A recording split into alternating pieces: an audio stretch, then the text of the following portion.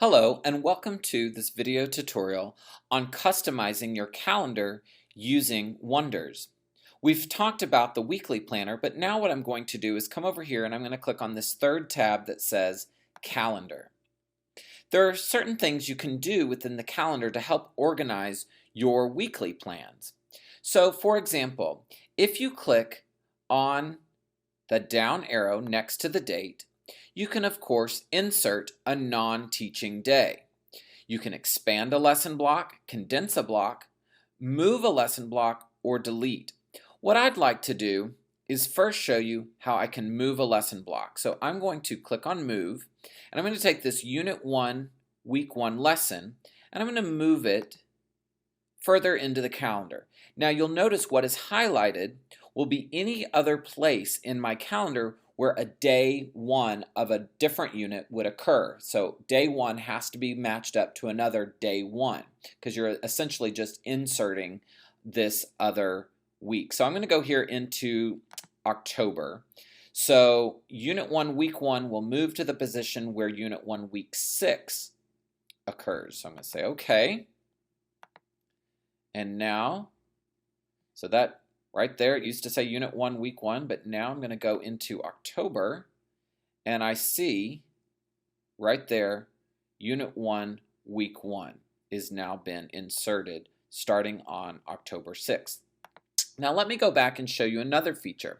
So sometimes we have holidays that show up, for example here Labor Day, and I don't really want to have this day 5 kind of hanging off on Monday. I want to just condense Unit 1 Week 3 into a 4-day week. So I'm going to click on the date and I'm going to say condense the lesson block, and so what I'm going to remove is that day 5.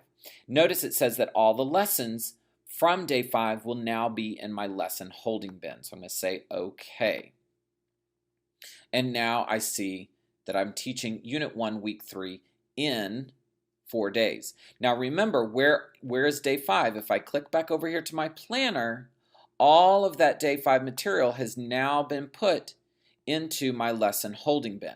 So I may say, you know, I still need to give my weekly test, so I'm going to put that weekly test and I want to move it, okay, to a new location.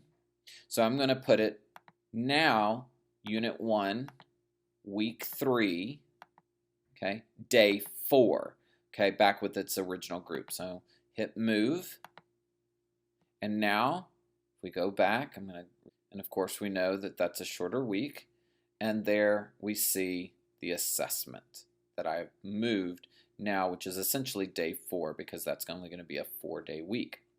All right, let's go back to the calendar, and let's say the next week with Unit 1, Week 4, I have 5 days, but I need a little bit more time. So I can expand my lesson block. So I really need more time, so I'm just going to expand Day 5, and I'm going to say OK.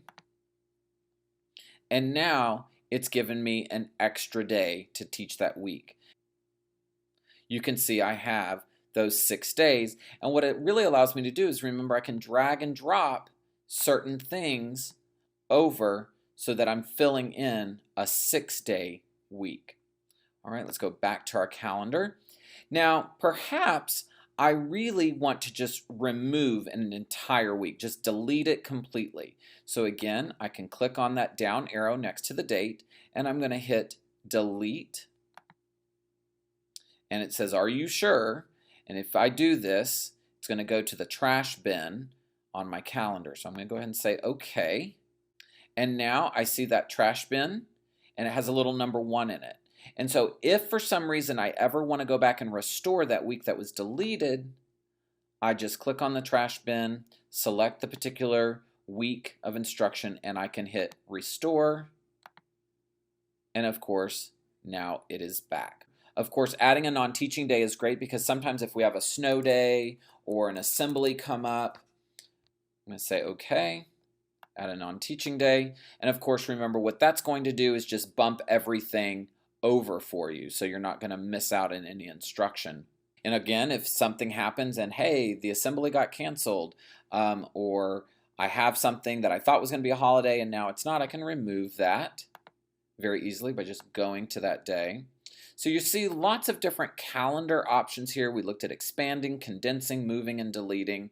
Viewing a lesson block in your weekly planner, of course, is just going to bump you over to that weekly planner view.